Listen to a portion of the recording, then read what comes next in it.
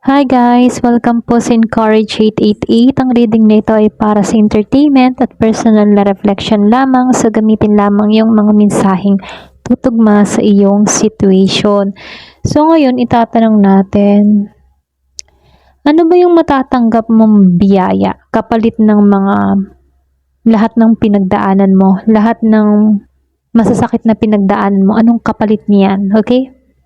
Ayan, so start na tayo.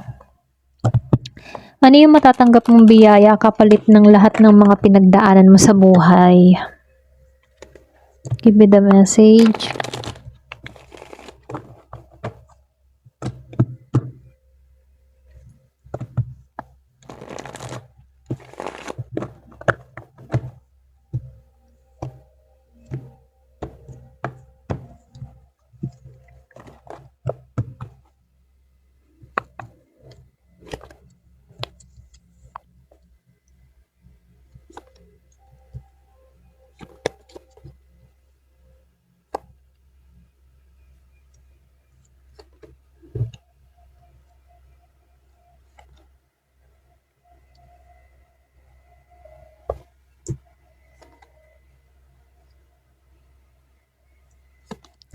So, dito, no, meron akong nakitang Virgo, meron ding Taurus, meron din akong nakitang Gemini, Libra, and Aquarius.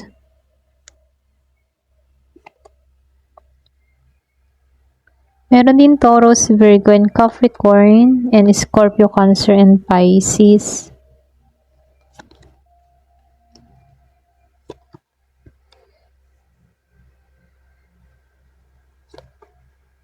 Meron ding Aries, Leo, Sagittarius.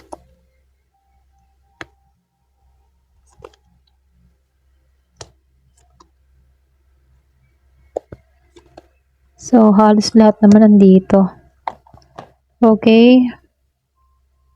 Ayusin ko lang.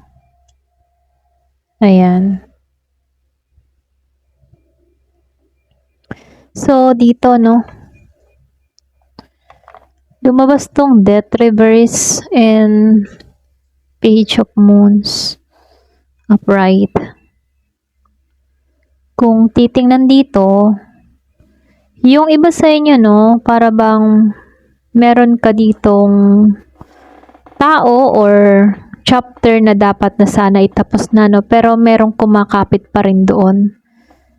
Kumbaga, no, matagal kang nakakapit sa isang sitwasyon. Pero ganun pa man, matatapos na to. Okay? So, meron ditong biyaya na bagong simula, pero kailangan mo munang tanggapin na kailangan may tapusin na. Okay? Kasi yung iba sa inyo nakakapit pa sa nakaraan, or pwede meron ka pang pinangahawakan, or meron ka pang ayaw kalimutan, mga ganun. So, nasa sa'yo yung desisyon dito, ano? So, nakikitaan ko lang din dito, may paparating dito sa'yo. Okay? Yung iba sa inyo, sundin mo yung intuition mo. Pwedeng may paparating ding mga sign or message, or pwedeng magkakaroon ka dito ng emotional discovery dito sa Page of Moon. Kumbaga yung iba sa inyo, pwedeng may makukutuban ka, or pwedeng magiging matalas yung iyong intuition, ano? Para bang meron kang mga bagay dito na unti-unting ipapakita sa'yo na hindi mo pa nakikita ngayon. Para bang merong matatauhan, merong marirealize, or pwedeng magiging aware ka, okay? Yung iba sa inyo, no, may awareness na mangyayari sa'yo bago dumating yung malaking blessing sa buhay mo. So, nakikitaan ko din dito, lumalabas tong The Hermit Reverse at itong si Ace of Swords Reverse. Yung iba sa inyo, pwedeng matagal kang panahon na nag-iisa or nag-isolate ka, para bang meron kang iniwasan, or meron kang, yung parang nag-withdraw ka ng yung nararamdaman, ano. Pero lumalabas dito, yung kapalit nito kasi, yung mga ginawa mong yun, kung mahabang panahon ka nag-isa, no. Meron ditong paglabas muli, okay? Ibig sabihin sa paglabas, pwedeng yung iba sa inyo, handa ka na muling mag-explore. Kung before, parang matagal kang nag-isolate, dinamdam mo lahat yung mga naramdaman mo, pakaramdam mo wala kang kadamay. So ngayon para bang tatanggalan mo na yung lungkot sa buhay mo. Pwede yung iba sa inyo, meron kang maisip-isip dito na kailangan kong baguhin yung sistema ko. Okay? Kumbaga dito merong lalabas muli. Kung ikaw mahabang panahon na hindi ka nag-social media, yung iba sa inyo may isipan mong bumalik muli sa social media, no? So, nakikita ko dito mas maraming connection or interaction yung mangyayari sa'yo, or may mga pagkakataon dito na hindi mo na mararamdaman na feeling na nag-iisa, no? So, nakikitaan ko din dito, may time na meron kang kalituhan, meron kang hindi malinaw para sa'yo kung bakit mo nararanasan to. Lalo-lalo na kapag nag-iisip ka, para bang naisip mo dito, bakit ko naranasan to, medyo may pagkalito ka, kung bakit mo na-experience tong mga bagay nito. Pero ito yung klaro, kahit nakaranas ka ng mga kalituhan, mga hindi malinaw para sa'yo, meron ditong clarity or blessing na paparating sa buhay mo. Kumbaga dito, meron dito kang, pwede yung blessing na parating yung magkakaroon ka lang kaliwanagan, So, nakikitaan ko dito, pwede yung iba naman sa inyo, meron kang malalaman na totoo, or meron kang madidiscover dito, okay? So, nakikitaan ko dito, merong pagbabago na mangyayari sa'yo. Yung iba sa inyo, pwedeng patungo ka sa kaliwanagan, okay? So, nakikitaan ko dito, lumabas ito si Queen of Stars and itong si Two of Moon. Kumbaga dito, ito kasi yung card na maganda, okay? Si Queen of Star. Kasi ito yung energy ng kasaganahan. Ito yung energy ng self-worth. Ito yung energy ng attractiveness. At yung pang feeling mo, pinagpala ka, okay? So, parang babalik yung confidence mo dito. Babalik yung value mo or makikita mo muli yung halaga mo, okay? So, nakikitaan ko lang din to, lumabas ang 2 month. Pwede yung iba sa inyo, yung blessing na paparating sa iyo ay partnership. Kumbaga, yung paparating ay may meaningful, okay? Meaningful connection na ipagkakalob sa iyo or pwedeng dumating sa iyo, okay? So, pwedeng romantic din to or pwedeng business, okay? Kung naghahanap ka ng pagkakakitaan, pwede ding business or friendship or isang taong magiging emotionally significant sa buhay mo, okay? So, dito, nakikitaan ko lang din dito. Yung iba sa inyo, meron ditong completion, Kumbaga, meron kang reward na marireceive dito sa the world. So, meron kang isang malaking cycle dito na matatapos na, merong maayos na, maaari ding magkaroon ng achievement, Pwedeng iba sa inyo, makatagpo ka ng recognition or pwede ring travel kasi meron ditong the world, Ito yung magsisimula ng bagong chapter na mas malawak kaysa sa dati, okay? So, sinabayan din ng Hierophant dito, okay? Kumbaga, blessing ng stability at commitment, yung iba sa inyo. So, pwedeng seryosong relasyon na yung paparating sa buhay mo, okay? Kumbaga dito, yung iba naman sa inyo, pwedeng formal agreement or maganda, merong mentor na paparating din sa'yo, pwedeng magtuturo sa'yo, or pwede ring isang bagay na magkakaroon ng permanenteng foundation sa'yo, okay? Kumbaga, good lang yung paparating sa buhay mo. Maganda siya kasi, alam mo yon, after ng mga hirap, mga pagsubok na yan, may magandang kapalit. So, dito, lumabas to si Queen of Swords, reverse dito. And then, nakikita ko rin si King of Wands, upright. Kung tutusin sa Queen of Swords reverse, meron lang mga konting warning. Kumbaga, sinasabihan ka dito, huwag mong hayaan na yung mga dating sakit ay maging dahilan para maging sobrang defensive ka. Kumbaga minsan kasi sa sobrang nasasaktan tayo, para bang hirap na tayo magtiwala, no? Para bang malaki yung pinuput nating boundary sa sarili natin, na kung saan kahit may gustong pumasok sa buhay natin, hindi natin mapapasok dahil sa sobrang wala tayong tiwala sa tao. Parang ganon.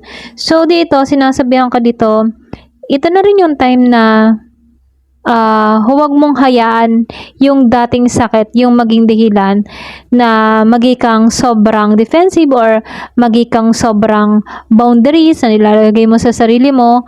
Okay, yung iba sa inyo kasi mahilig ka din sa pagiging suspicious, ano, para bang hindi ka naniniwala agad, na kung saan nagiging judgmental ka sa isang tao. Okay? So, itong mensahe ito, no, kumbaga, sinasabihan ka dito, may blessing na darating kapag hindi ka na trauma, okay? Kung hindi mo na nararanasan yung trauma or yung bang pakaramdam na pagdududa, okay? Kumbaga dito, no, kapag mayroong mga dumarating na opportunity, pag-aralan mo, huwag mo agad pagdudahan. Kahit merong taong papasok sa buhay mo, kilalanin mo, huwag mo muna siyang pagdudahan. Ano? So, dito, nakikitaan ko rito si King of Wands upright. May energy kasi dito ng very strong or feathering, very confident, or siya yung klase ng tao na action-oriented na tao, no? Maaari itong maging isang taong pwedeng tutulong sa'yo or pwedeng magiging partner mo o magiging importanteng influence sa next chapter mo. Okay? So, dito, no, lumalabas dito si Five of Moon at sitong si King of Moons. Kumbaga dito sa Five of Moons, ano, ito mismo yung healing card. Kumbaga meron ditong makaka-recover si isang malaking disappointment, ano. Kumbaga dito, pwedeng unti-unting makakaramdam dito na hindi pala nasayang ang lahat ng mga naranasan or experience niya dito dahil may pagbabago, no. So, nakikitaan ko dito sa King of Moons reverse, may tao dito kasing unstable sa kanyang emotion. Kumbaga, pwedeng meron kang nakadiling before na para bang manipulative siya or hindi marunong humawak ng feelings na kailangan mong layuan. Okay? So, nakikitaan ko dito yung blessing na parating sa iba, no? Dito papasok yung emotional freedom mula sa mga taong nakakaubos sa'yo or sa mga taong nakakadrain ng energy mo. So, nakikitaan ko dito yung iba sa inyo may paglaya sa iyong mga nararamdaman, sa iyong emosyon. So, nakita ko yung 222. Kumbaga, parating yung balanse sa buhay mo, no? So, dito, nakikitaan ko rin itong si The Devil. So, lumabas si Devil dito at itong si The Hangman. Reverse Devil and the Hangman upright. So, isa ito sa pinakamalakas itong the Devil, ano? Kasi, yung iba sa inyo, posible makawala ka sa mga attachment or sa mga obsession, toxic, or mga takot, okay? Yung iba sa inyo, pwedeng dumidepende ka, okay? Para bang takot ka.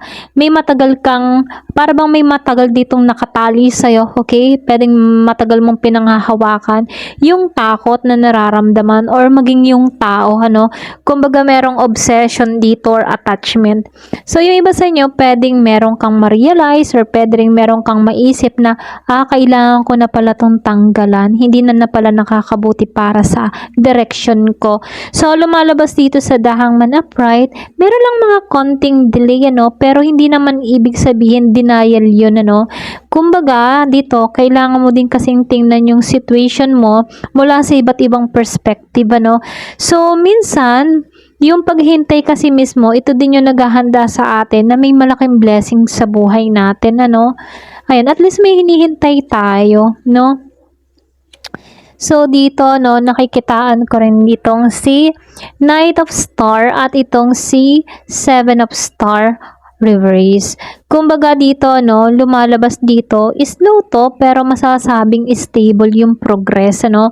So, yung iba sa inyo, wag kang magmadali, ano. Kumbaga, hindi naman instant yung blessing na paparating sa'yo, pero may mga bagay na dahan-dahang bubuo ng seguridad mo. So, lumalabas dito, particularly sa iyong karera, or sa iyong pera, maging proyekto, or pwede rin sa long-term plans mo, no. Hindi naman to biglang agad-agad na makakamit mo yung blessing, ano. Unti-unti unti-untitong parating sa'yo.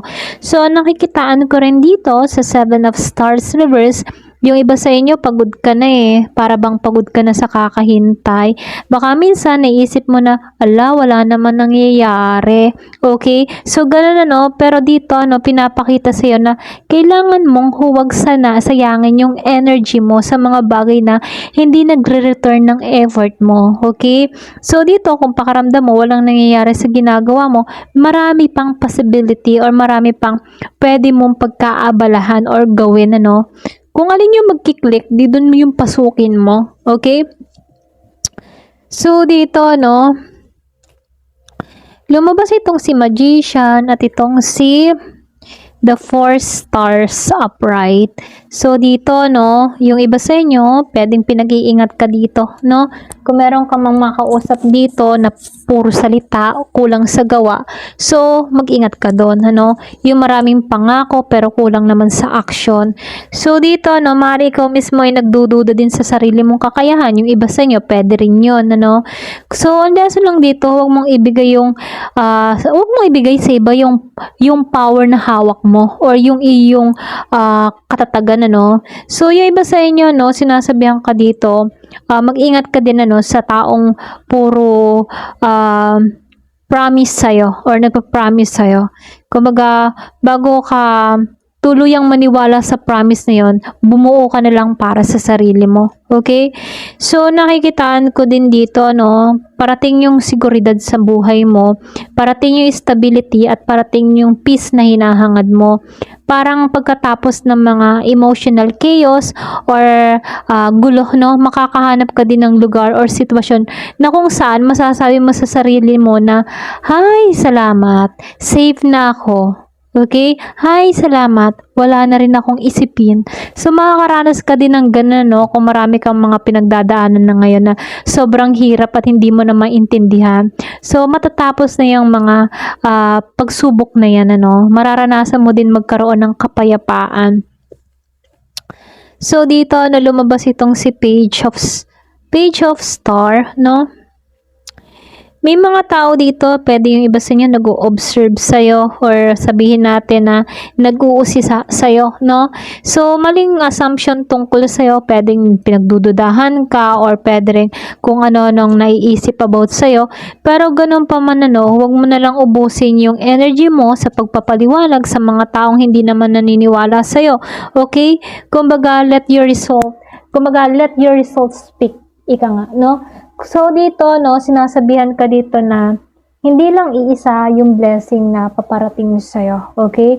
Marami nga Kumbaga, dito, hindi man ito yung makikita yung tipo na pera or something na gano'n, Pero nakikitaan ko dito, kaliwanagan ng isipan, kapayapaan ng puso't isipan, at syempre yung healing and clarity, Maliban doon, meron din naman blessing o biyaya, trabaho, opportunity, yung paparating sa buhay mo. Pero nakikitaan ko din dito, yung iba naman sa inyo, kung nakaranas ka ng hindi magandang connection, meron ditong meaningful connection na paparating sa buhay mo na magbibigay sa'yo ng saya. Okay? Ayun, hanggang dito na lamang po. Thank you for watching. Love and peace.